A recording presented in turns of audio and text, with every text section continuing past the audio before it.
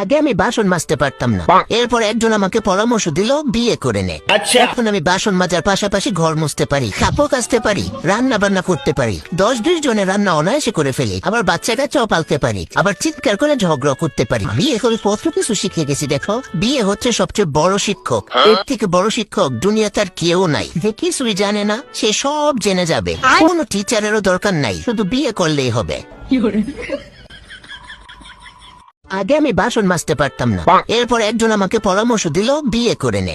এখন আমি বাসন মাজার পাশাপাশি ঘর মুছতে পারি, কাপড় কাচতে পারি, রান্না বান্না করতে পারি, 10-20 জনের রান্না অনায়াসে করে ফেলি, আবার বাচ্চা কাচ্চাও পালতে পারি, আবার চিৎকার করে ঝগড়া করতে পারি। বিয়ে করে কত কিছু শিখে গেছি। দেখো, বিয়ে হচ্ছে সবচেয়ে বড় শিক্ষক। এর থেকে বড় শিক্ষক দুনিয়াতে আর কেউ নাই। যে কিছুই জানে না সে সব জেনে যাবে।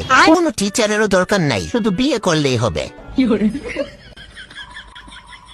আগে আমি বাসন মাজতে পারতাম না, এরপর একজন আমাকে পরামর্শ দিল বিয়ে করে নে।